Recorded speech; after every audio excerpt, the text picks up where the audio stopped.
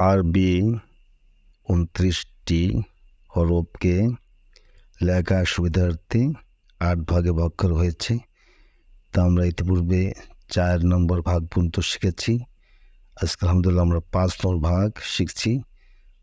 5 নম্বরে 4টি হরফ, 4 নম্বরে 4 হরফ, 5 নম্বরে 4 হরফ সিন। প্রথম হরফের নাম সিন। এই জন্য প্রথমে সিনের বর্ষ করানো এবং ডান দিক থেকে বাম দিকে সারিবদ্ধভাবে লেখা এবং পড়া।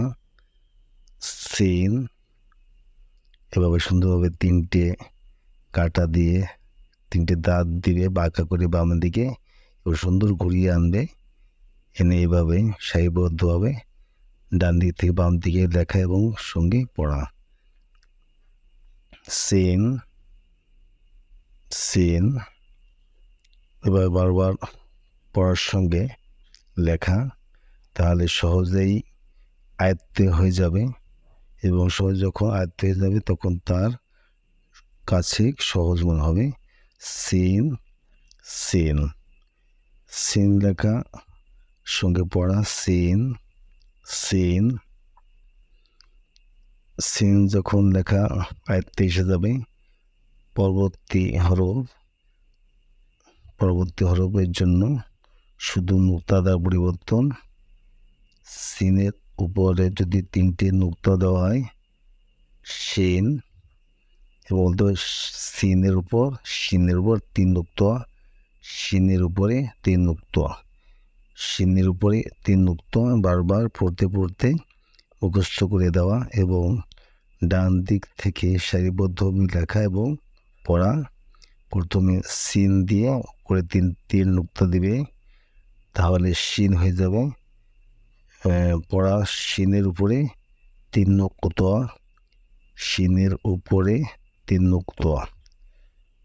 এভাবে বারবার পড়া এবং লেখা। সিলেটে লিখবে বাচ্চারা, তাদের হাতের লেখা চমৎকার হবে। শিনের উপরে 3 নুক্তা, শিনের উপরে 3 নুক্তা, শিনের উপরে 3 নুক্তা। এভাবে বারবার পড়বে এবং লিখবে। যতক্ষণ পর্যন্ত লেখা সুন্দর না হয় ততক্ষণ লেখাতে হবে। এভাবে তাদেরকে নিয়মিত লেখালে অবশ্যই ইনশাল্লাহ তাদের হাতের লেখা ভালো হবে। পরবর্তী হরফের নাম সদে। সদটা এরকম দাগের সঙ্গে মাত্রার মতো দিয়ে ঘুরিয়ে এনে নিচে বৃত্তাকার একটা গোলাকার দিলেই সদ, এবং সদটা মুখস্থ হয়ে গেলে ডান পাশ থেকে সারিবদ্ধভাবে লিখবে এবং পড়বে। সদে একটা দাঁত থাকে, দেখেন ওই সদের পাশে একটা দাঁত আছে, এই দাঁতটা দ্বারা সদ চেনা যায়। সদ সুন্দরভাবে লিখবে, সদ লিখবে এবং পড়বে সারিবদ্ধভাবে, এভাবে সমান করে লিখবে এবং পড়বে সদে। সদ লেখার উচ্চারণটা খুব সুন্দর, সদে সদে সদে। সদ লেখা শেষ হলে তখন আমরা একটা বিন্দুর সাহায্যে পরবর্তী হরফটা আমরা পরিবর্তন করব। সদের উপরে একটা নুক্তা দিতে হবে।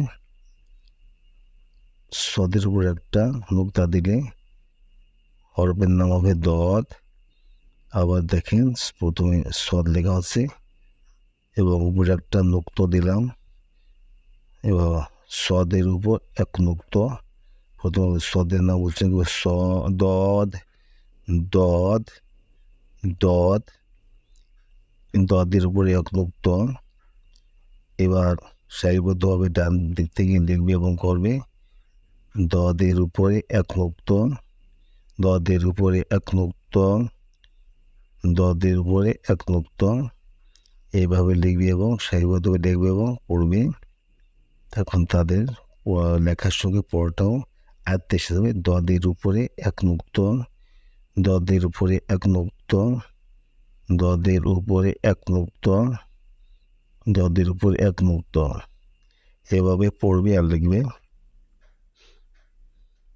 এভাবে যখন 4টা হরফ লেখা হয়ে যাবে তখন 4টে হরফই একসঙ্গে লিখতে হবে। প্রথমে সিন,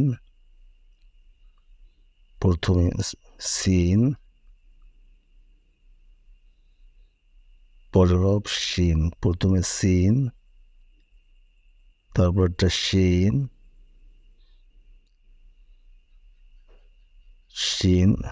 শিনের উপর 3 নুক্তা দিলে শিন। এরপরে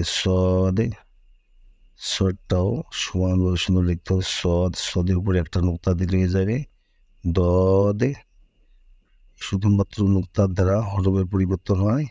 এই নুক্তার পরিচয় বেশি বেশি কত সিন, শিন, সদ, দদ। এভাবে বারবার পড়া এবং লেখা। যখন পড়তে পড়তে আয়ত্ত হিসেবে তখন খাতায় লেখাতে হবে। আশা করি পরবর্তী ভিডিওতে ইনশাল্লাহ দেখা হবে। আল্লাহ হাফেজ।